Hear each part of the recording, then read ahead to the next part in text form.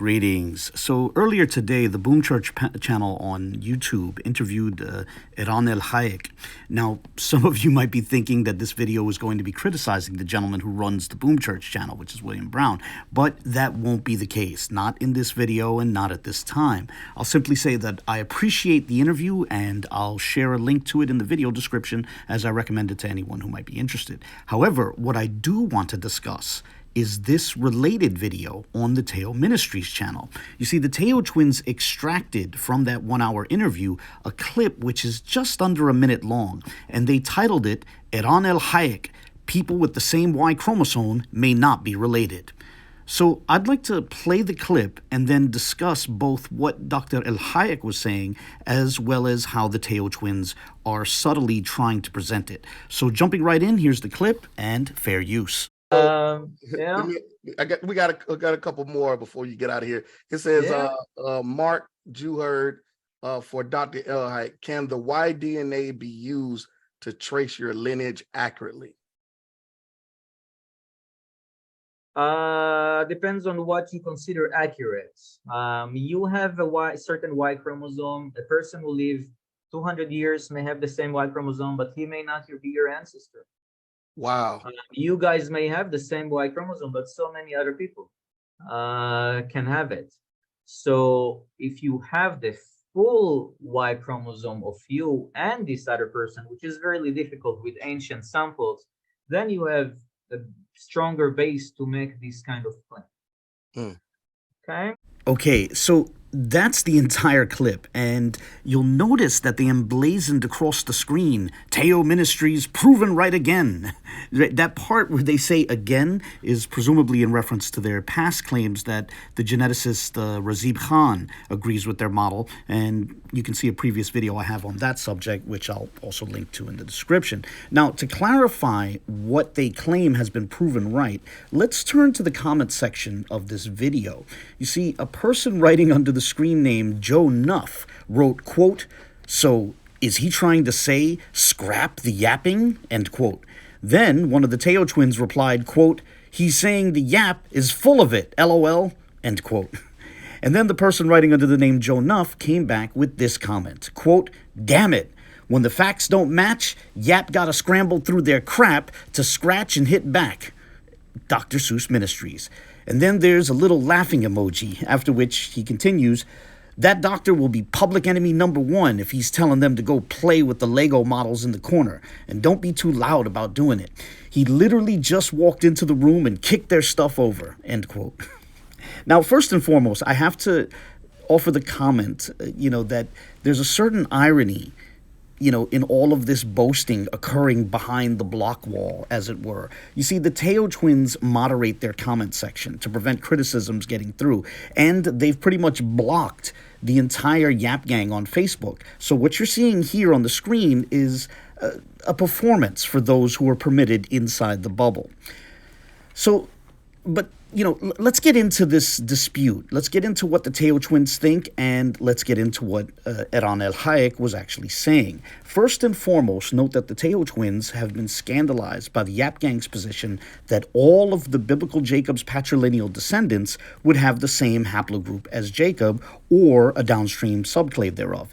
Now, this is an issue for the Teo twins, as they have previously endorsed a patrilineal definition of Israelite, which is to say they previously endorsed the idea that all Israelites descend patrilineally from Jacob, and they also believe that African Americans, including themselves, in their entirety, fit that definition, that patrilineal definition. Now, you see, the problem is that the majority of the West African diaspora in the Americas have subclades of haplogroup E, while the Teo twins have haplogroup G.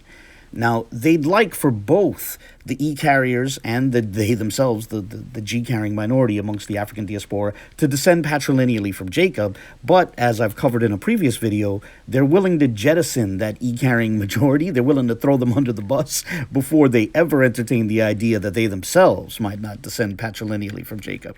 But whatever the case, for at least a couple years now, the Teo twins have mostly reacted to the controversy over their own haplogroup by trying to cast doubt on appeals to haplogroups. And now they're trying to pretend that Dr. Eran ElHaik agrees with them and disagrees with the YAP Gang. And again, I want to make clear that the point of the controversy here is whether all patrilineal descendants of Jacob would have the same haplogroup as Jacob himself, or at least a downstream subclade thereof. Now, in general, geneticists don't make any claims about the historical Jacob, and I have no idea if Dr. ElHaik believes that there was a historical Jacob. But what I can tell you is that the clip which you just saw does not in any way lead to the conclusion that Dr. ElHaik believes that both E carriers and G carriers can descend patrilineally from the same Bronze Age progenitor. You see, what Dr. ElHaik was noting was that if you have a haplogroup and a person in the recent past had that same haplogroup, that fact by itself does not necessarily mean that you are a direct patrilineal descendant of that person. And of course the YAP Gang agrees with that, right? Dr. ElHaik gave the example of someone who lived 200 years ago. Well, 200 years ago, there were a great many number of men with your haplogroup, and most of them were not your direct patrilineal ancestors. Rather, they were cousins several times removed. Now, let me try to illustrate the nuance here. Let me try to make this point with this little illustration. Let this figure at the top of your screen represent the first carrier of haplogroup E, the common patrilineal ancestor of all subsequent carriers of various subclades of haplogroup E. Now, centuries and millennia later, across many generations, his patrilineal descendants would make up the many carriers of haplogroup E who lived in antiquity. You know, these are the ancient carriers of haplogroup E. And among those ancient haplogroup E carriers, some would pass on their genes and others would not. For example, some might have passed away while they were very young, and others might have fallen in battle, and still others might have fallen to wild animals. Now, among those who did successfully pass on their genes, some would have more descendants than others. And down the line, across many generations and centuries and even millennia, their descendants would wind up making up the many medieval carriers of haplogroup E. And the same situations would apply. Some of the E carriers in the Middle Ages would successfully pass on their genes, while others would not, for various reasons. And among those who had successful living lines of descent, some would have more descendants than others. And across generations, still more generations, and across multiple centuries, out of that vast collection of lineages would descend the many modern carriers of subclades of haplogroup E. Now, notice this particular modern E carrier, which I have marked in blue. Then notice this particular ancient E carrier, which I've marked in purple. Although they have the same haplogroup, or perhaps the modern person carries a subclade of the haplogroup which was carried by the ancient person, it would nonetheless be the case that this particular modern individual was not a direct patrilineal descendant of that particular ancient individual. Yet, despite the fact that one is not a direct patrilineal descendant of the other, they nonetheless share a common patrilineal ancestor, and their most recent common ancestor would be more recent than any common ancestor they would share with any carriers of haplogroup G or haplogroup R, etc., right? So, to summarize, what Dr. ElHaik was proposing was not the least bit controversial, and it was not at all at odds with what the YAP Gang has proposed. For the Teo twins to propose otherwise, they either did not understand what was being said, or perhaps they were deliberately misrepresenting it. I don't know which is the case. Now, it's worth noting that shortly after the portion that they showed, Dr. ElHaik gave the example of the descendants of Sally Hemings. As Dr. ElHaik noted, they claimed to descend from President Thomas Jefferson. And it turned out that there were men in that group who had the same haplogroup as descendants of Thomas Jefferson's paternal uncle. And as Dr. ElHaik notes, the mere similarity in haplogroup alone would not prove that they descended from Thomas Jefferson, though that is the most probable explanation in light of Jefferson's relationship with Sally Hemings. Now, I'll play the relevant clip to show that Dr. ElHaik was referring to relatively recent persons, for example, persons who might have lived just a couple centuries or so before you. And this supplements his analogy of someone who lived 200 years ago. Here's the clip, fair use. May I just supplement my previous answer? Before the genetic testing were made available commercially, two studies were done that started this era. The first one is the Levite study. It was absolutely horrible. They just looked at people who, with the surname of Levite, 1/3 of them had the same Y haplogroup, and they decided that the ancient Levites must have the same Y haplogroups. And this is the kind of bullshit study that they published. Study number one. Study number two was done on the descendants of President Jefferson.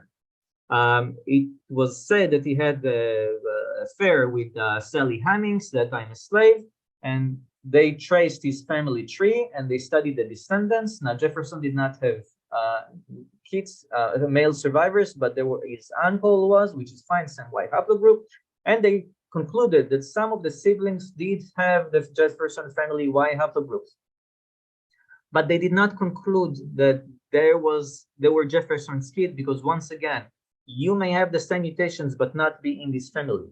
However, it was likely because they all had their family tree with Sally Hemings. So I'm giving you these two exam studies so you can see what a cautious science.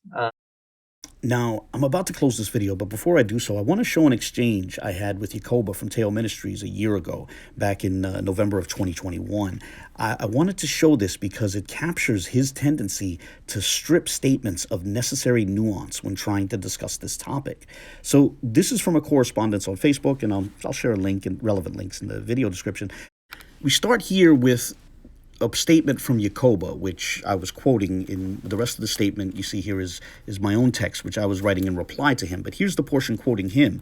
Yakoba wrote, quote, haplogroup could be the same and still not related at all. Meaning what he was saying is that two people could have the same haplogroup and not be related. Now, that's a little vague, so I tried to clarify it. The reality is that I'm trying to convey here is that, all of us are related. We're just more closely or less closely related in different ways. So this is what I wrote to him. I wrote, quote, you can have a close relative who has a different haplogroup, and you can have a very distant relative who has the same haplogroup.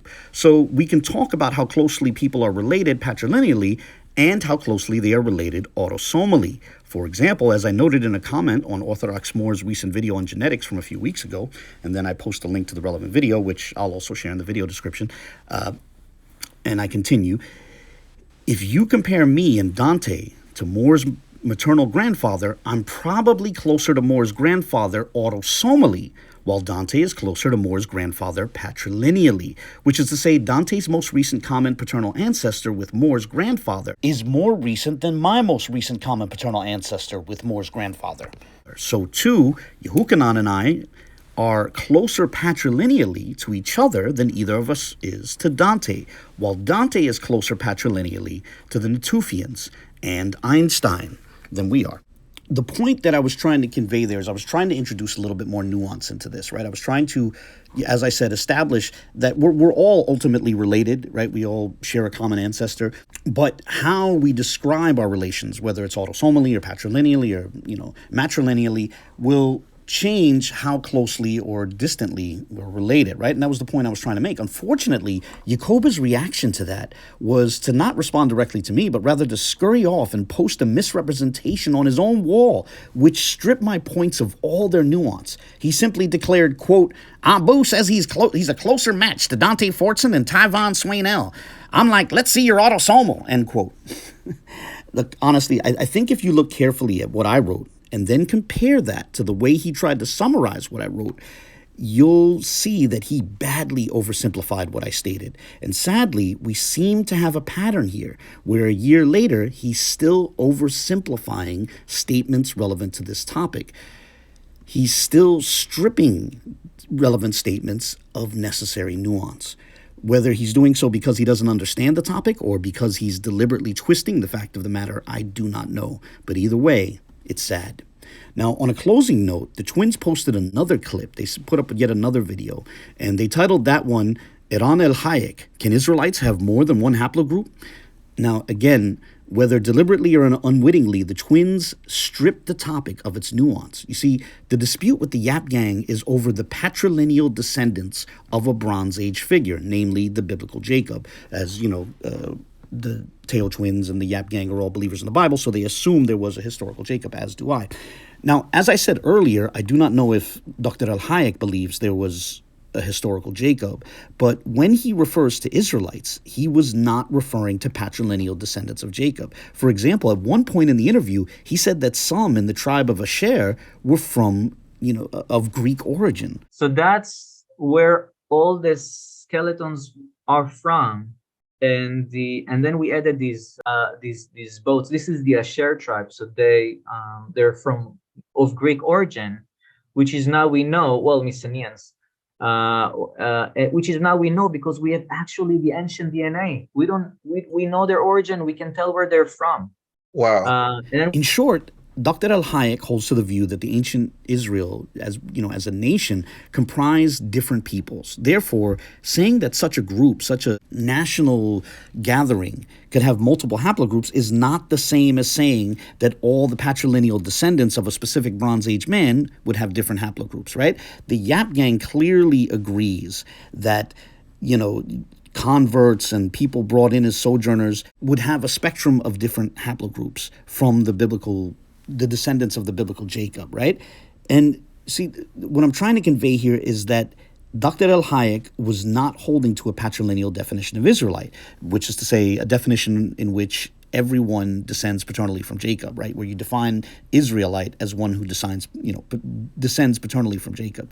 So you can have E carriers and T carriers and J carriers among Israel, but not among the strict patrilineal descendants of Jacob. Whether deliberately or unwittingly, the Teo twins miss that nuanced distinction, and sadly, they block everyone who can explain the nuances to them, which is, honestly, this raises questions about intellectual honesty. But with that, I'll close this short video here. I look forward to any comments, questions, or criticisms. Unlike the Teo twins, I don't censor anyone here, so feel free to share your thoughts, whether positive or negative. And with that, God bless.